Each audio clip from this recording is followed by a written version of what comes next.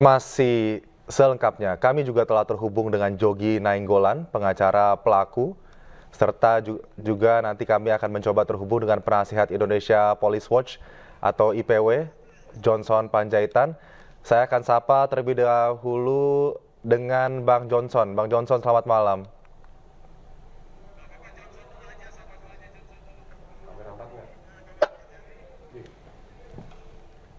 Bang Johnson sudah bisa mendengar suara saya dengan jelas?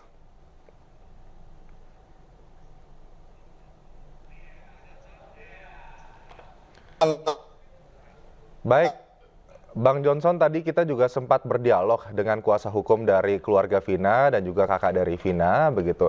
Dan kemudian menyayangkan ada rekayasa kasus di sini yang terjadi yang kemudian seakan-akan menggiring opini publik begitu dari kuasa hukum pihak pelaku bahwa kecelakaan yang ataupun kematian Vina, kasus kematian Vina ini adalah kecelakaan tunggal, ada salah tangkap di sini. Bagaimana kemudian Indonesia Police Watch menyikapi apa yang saat ini sedang terjadi di ranah publik?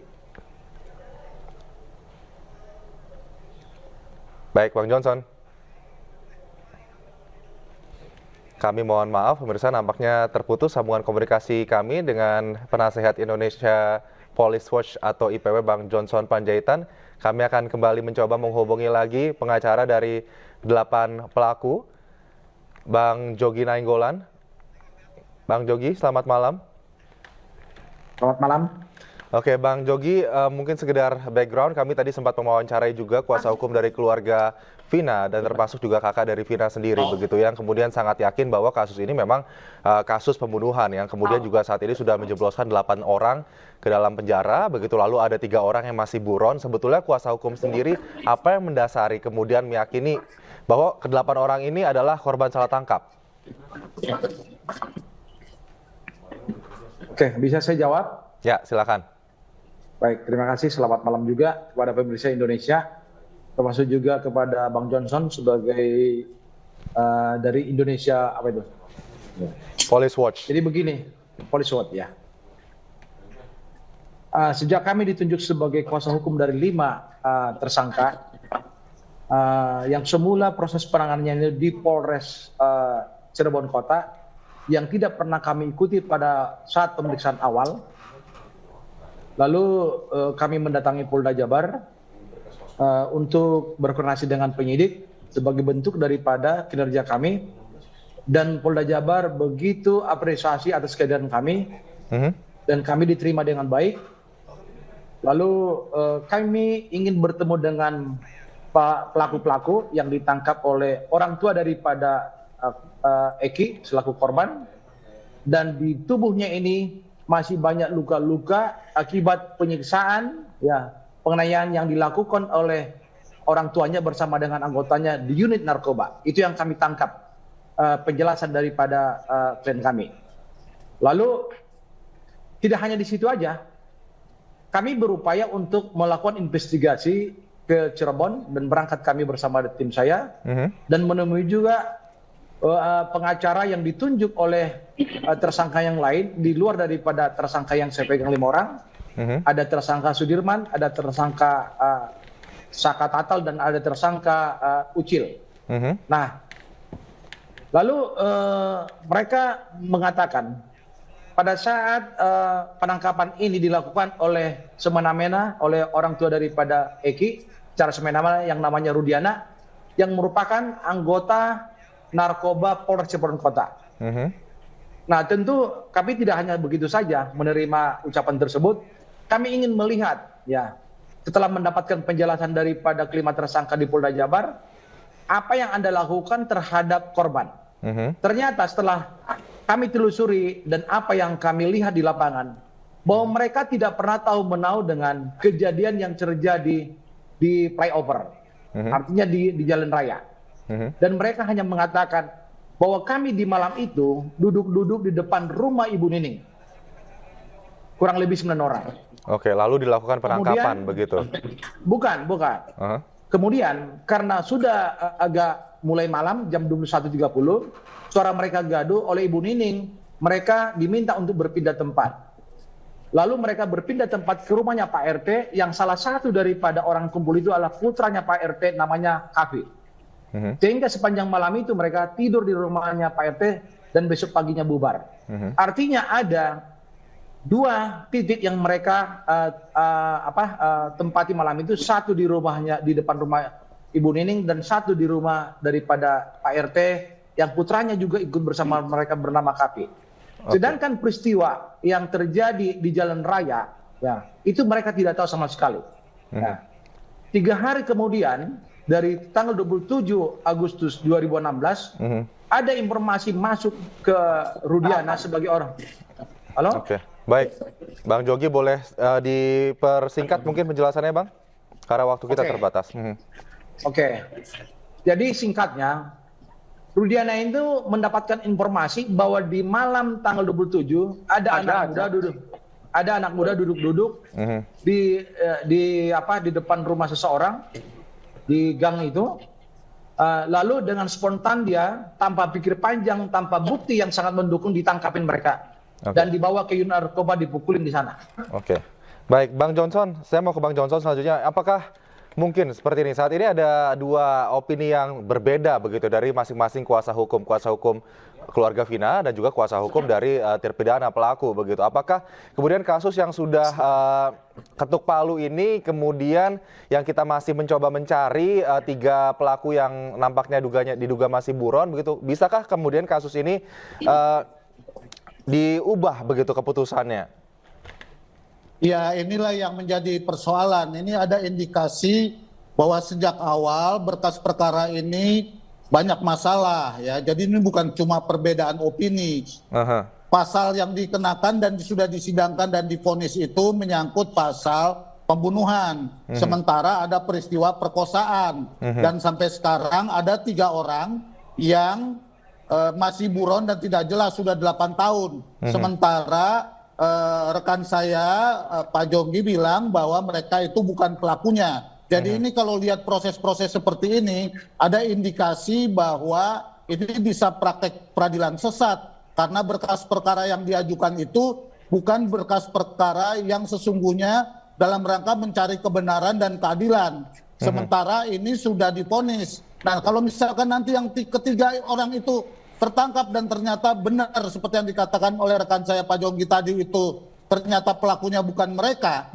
Ini kasihan ini pengadilan ini. Karena dia mengadili sesuatu yang sesat akibat dari berkas perkara dan penanganan yang tidak profesional yang dilakukan oleh pihak penyidik. Jadi jadi menurut Bang Johnson juga Bang Jogi memang ada indikasi peradilan yang menyesatkan begitu. Tapi saat ini kemudian publik nampaknya ya, apa yang kemudian dilihat adalah salah satu pihak mencari keadilan untuk Vina yang juga diduga sebagai korban pemerkosaan dan pembunuhan. Kemudian juga mungkin ada dari pihak kuasa hukum sendiri menilai bahwa kita juga harus mencari keadilan bagi para pelaku yang diduga ini mereka menjadi terpidana untuk peradilan yang sesat begitu. Apa sebetulnya bagaimana kita bisa mencari titik tengah ataupun titik terang daripada ini semua? Apa yang bisa dibuktikan, Bang Johnson? Ini tidak boleh dicari titik tengah. Enggak, maksudnya titik terang. Saya bilang titik terang tadi karena memang ini kan sudah putusan, ini sudah masuk penjara para pelakunya dan sudah ada bukti-bukti yang menunjukkan bahwa ia adalah korban pembunuhan dan pemerkosaan. Apalagi yang kurang? Jadi apa yang Anda jelaskan itu justru itu titik gelap. Karena tidak ada pasal mengenai soal perkosaan. Yang kemudian yang kedua adalah ketiga orang ini sudah 8 tahun tidak jelas dan tidak tertangkap sama sekali. Sementara setelah divonis, ya pihak pelaku yang sekarang sudah menjalani hukuman lewat pengacaranya mengatakan bukan mereka pembunuhnya. Ya, jadi ini ada indikasi berkas perkara yang menjadi dasar untuk diajukan ke pengadilan itu dibonsai dan tidak menggambarkan peristiwa yang sebenarnya. Apalagi kalau dibandingkan dengan apa yang dimunculkan di film dan apa yang dimunculkan juga di dunia goib. Jadi inilah yang menjadi tuntutan dari masyarakat sebenarnya apa yang terjadi. Tapi yang jauh lebih penting dari ini adalah keadilan para korban dan kebenaran. Sehingga proses penegakan hukum ini tidak merupakan proses yang sesat akibat dari penanganan yang tidak benar dan tidak profesional dan penuh rekayasa begitu. Baik. Bang Jogi mungkin bisa kemudian menjelaskan saat ini bagaimana karena ini kan kita coba dari pihak kuasa hukum terpidana pasti ingin ada keadilan bagi para terpidana itu sendiri. Bagaimana kemudian pihak terpidana saat ini, kemudian keluarga korban, bagaimana sampai akhirnya mereka ini sampai mengaku kemudian bisa terbukti dan akhirnya bisa dipenjara? Baik, terima kasih. Perlu saya jelaskan, ini udah yang sekian kali saya menjelaskan di media bahwa ke-8 orang yang ditangkap ini, 7 orang itu tidak mengenal yang satu. Kalau kita bicara dalam konteks kausalitas, bila katakanlah ada beberapa pelaku melakukan satu perbuatan yang sama, ironis satu orang itu tidak dikenal oleh yang lainnya. Ini nyata fakta. Dan sejak dari awal kami udah jelaskan ini, bahwa salah seorang yang namanya Ripaldi Aditya Wardana tidak mengenal yang 7, sedangkan yang 7 juga sebaliknya tidak mengenal yang 1. Jadi ada skenario jahat ini yang diciptakan oleh penyidik kepolisian Resort Cirebon Kota dalam rangka ya seolah-olah ada peristiwa pembunuhan, padahal apabila kita melihat kembali flashback ke belakang, ada kecelakaan lalu lintas yang terjadi. Putra daripada anggota kepolisian yang bernama Rudiana itu berboncengan dengan pacarnya bernama Pina. Dan di TKP ini juga jelas, tidak bisa dipungkirin. Ada marka jalan yang tergores, termasuk juga aspal yang tergores akibat daripada benturan sepeda motor yang dibonceng mereka. Berikutnya, untuk lebih membuktikan dalil ini, yang kami dapatkan informasi melalui teman kami pengacara di Cirebon, marka jalan ini ada berdiri lampu lalu lintas. Tentu lampu lalu lintas itu supaya kokoh ada bautnya. Di baut itu juga ada daging. Bagian daripada daging daripada Eki. Lalu berikutnya, itu sudah jelas menggambarkan ada kecelakaan. Terlepas ada yang mengejar mereka. Tapi kenapa ya klien kami 3 hari kemudian hanya informasi sesat diterima oleh orang tuanya Rudiana, langsung menangkapi mereka, termasuk juga anaknya Pak RT, yang mana anaknya Pak RT itu dikembalikan, sedangkan yang lain tidak dikembalikan kepada orang tuanya. Baik, Bang Jogi. Lalu, tunggu dulu, ini biar jelas nih. Ya. Kemudian setelah kami ditunjuk sebagai kuasa hukum dan kami mengapresiasi Polda Jabar yang menerima keterangan kami di sana, semua berita acara yang dibuat di Polres Cirebon Kota dalam kondisi mereka tidak berdaya karena disetrum, diinjak, dipukulin, dan ada fotonya tersiar di media. Mereka tidak ada terintimidasi atau oleh siapapun termasuk kami. Baik. Bang Jogi, mohon maaf saya potong karena waktunya terbatas. Saya mau ke Bang Johnson untuk menutup. Tadi Bang Jogi sempat mengatakan bahwa ada skenario jahat dugaan ya yang kepada para pelaku ini. Mungkin singkat saja Bang Johnson, apa sebetulnya untungnya ada skenario jahat ini dalam kasus kematian Vina dan Eki? Ya, yang pertama sebenarnya untuk menutupi apa yang sebenarnya terjadi. Justru seharusnya polisi menyelesaikan berkas ini secara benar dan secara lengkap, sehingga proses penegakan hukum terutama pengadilan dapat menyidangkan perkara ini secara benar.